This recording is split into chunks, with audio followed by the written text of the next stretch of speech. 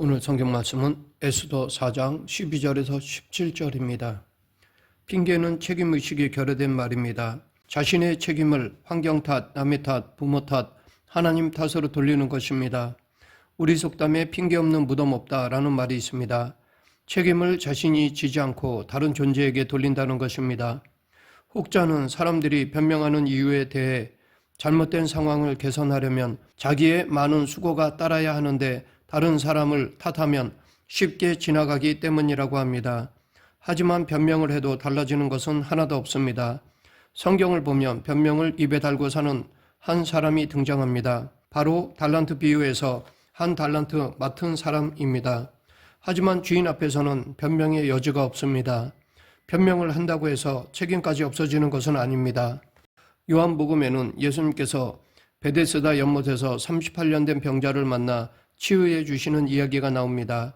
예수님께서는 그의 병이 오랜 줄을 아시고 긍휼히 여기셔서 그에게 내가 낫고자 하느냐라고 물으셨습니다.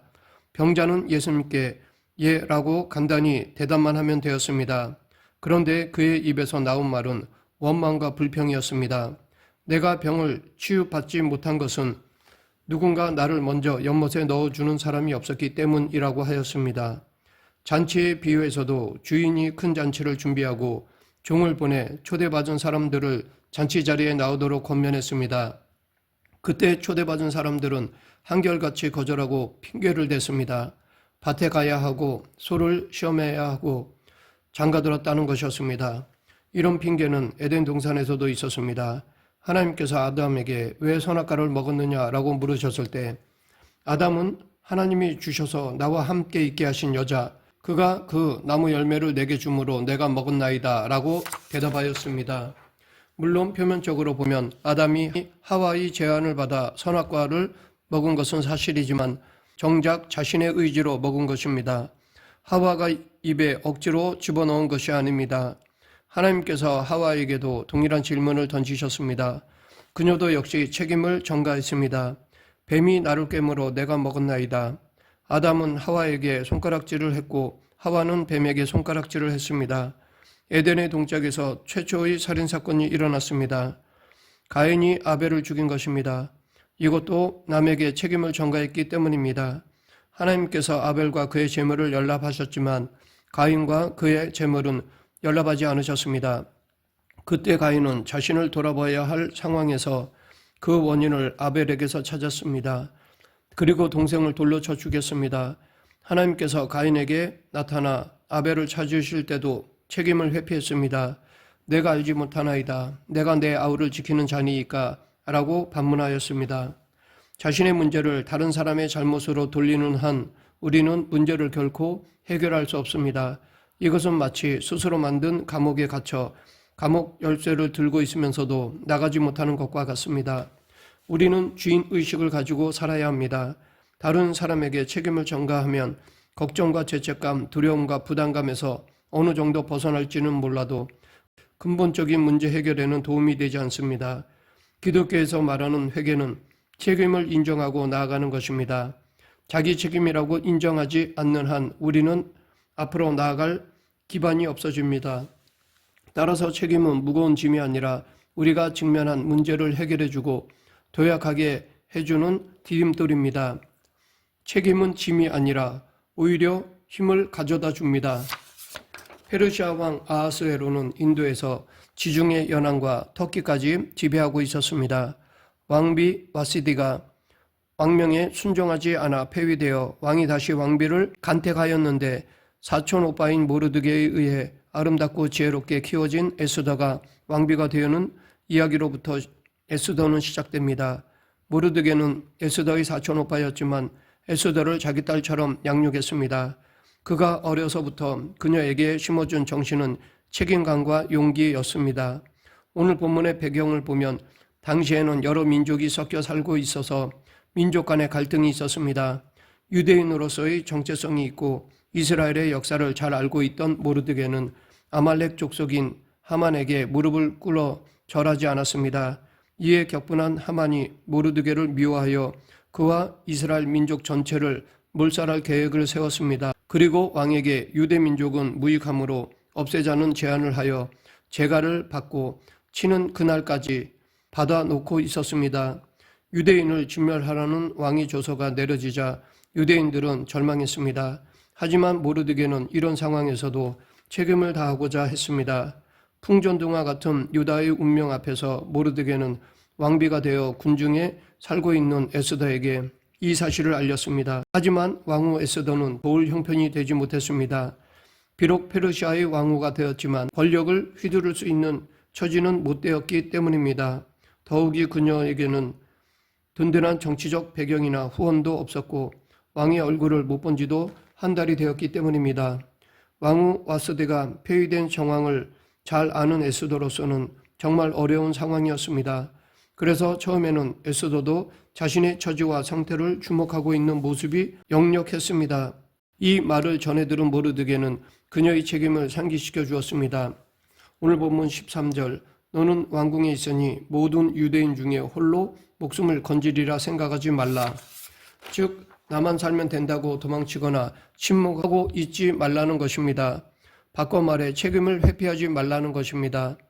에스더는 궁전에서 아무 부족한 것이 없이 잘 살고 있었습니다. 자기의 출신 성분이 앞날에 방해가 될까봐 할 수만 있다면 과거와 단절하고 지내고 싶은 생각을 했을 수도 있습니다. 하지만 진실은 감출 수 없는 것입니다. 혼자서는 결코 살 수 없습니다. 왕비 에스더의 목숨과 민족의 목숨은 연결되어 있는 공동 운명체였습니다. 모르드게는 이 사실을 직시했습니다. 그래서 그는 에스더가 민족의 구원을 위해 나서지 않고 숨는다면 하나님은 에스더가 아닌 다른 방편을 사용하실 것이라고 하였습니다. 하나님의 지혜와 수단은 무한하시기 때문입니다. 그리고 하나님께서 이때에 쓰시기 위해 에스더를 그 자리에 세우셨다고 하였습니다. 그러므로 에스더가 이 일에 나서지 않는 것은 영적 직무유기였습니다. 결국 모르드게는 에스더에게 자기 사명을 다하라고 일깨워 주었습니다. 여기에 모르드게의 신앙적인 역사 철학이 담겨 있습니다. 그것은 하나님의 섭리에 대한 철저한 믿음입니다. 에스더가 왕후가 된 것은 다 이 때를 위하여 하나님께서 미리 준비하신 일이라는 믿음이었습니다. 하나님이 우리를 구원하신 뜻이 있습니다. 비천한 우리를 불러 변화시키셔서 높여주신 이유가 있습니다. 우리에게 남다른 지위와 명예와 재능과 권력과 재산을 주신 이유가 있습니다. 그것은 나 한 사람 잘 먹고 잘 살라는 것이 아닙니다. 모르드게는 에스더에게 책임의식을 고취시켜 주었습니다. 책임을 촉구하는 모르드게의 말에 에스더가 나서기로 결정하였습니다. 전 왕비 와스디는 왕의 명을 어기고 왕 앞에 나가지 않았다가 폐위되었습니다. 그러나 이제 반대로 에스더는 부르지도 않았는데도 왕 앞에 나아가 민족을 위하여 탄원할 결심을 하였습니다. 에스더의 이 행동은 와스디보다 더 위험한 행동이었습니다. 왜냐하면 목숨을 걸어야 했기 때문입니다. 더구나 왕이 조서까지 내린 일을 취소시켜야 되는 불가능한 상황에서 자신의 신분을 노출하여야 하기에 더더욱 목숨을 내걸어야 할 상황이었습니다. 하지만 에스더는 민족을 위하여 자기의 특권도 신분도 목숨도 바칠 각오를 했습니다. 여기에서 에스더의 위험을 무릅쓴 의로운 용기가 나왔습니다. 이것이 십자가 정신입니다. 하나님의 뜻을 위하여, 민족의 구원을 위하여, 다른 사람의 생명을 위하여 죽으면 죽으리라 하고 나아가는 것이 신앙입니다. 에스더는 모든 것이 하나님의 섭리에 의해 운행된다는 것을 아는 믿음의 여인이었습니다. 그래서 그녀는 모르드게에게 수산에 살고 있는 유대인들을 다 모으고 3일 금식을 하라고 주문했습니다. 민족의 중보기도를 통해 하나님께 모든 것을 맡기겠다는 의미였습니다. 모든 것을 내려놓고 하나님의 뜻을 기다리겠다는 의미였습니다. 그러면서도 왕후 에스더는 지혜롭고 위험 있게 처신했습니다. 그 결과 에스더는 아하수에로 왕의 부름 없이 왕 앞에 나아갔지만 하나님의 도우심으로 죽임을 당하지 않았습니다. 오히려 소원을 말하면 들어주겠노라 라는 다짐까지 받았습니다. 이때 에스더는 경솔하게 민족의 문제를 거론하지 않고 하나님의 때를 기다리면서 왕과 하만을 자신의 조서로 불러 2번에 걸쳐 잔치를 차렸습니다. 모든 일은 하나님께서 주도하신다는 것을 우리는 이때에 맞게 왕이 역대일기를 보았던 것을 통해 다시 한번 확인할 수 있습니다. 아하수에로 왕은 역대일기를 통해 모르드게의 공헌과 헌신을 알게 되었습니다. 그래서 하만을 엄벌에 처할 수 있게 된 것입니다. 두 번째 잔치 자리에서 에스더가 왕에게 요구한 소청, 즉 민족을 자신에게 달라는 에스더의 말은 민족 없이 나는 있을 수 없다라는 뜻이었습니다. 내 생명과 내 민족은 하나이기에 내 민족을 내가 책임지겠다는 각오였습니다. 에스더는 자신의 지위와 자신의 기회를 민족을 구원하는 데 사용했습니다. 하나님은 책임을 지고자 하는 자를 도우십니다.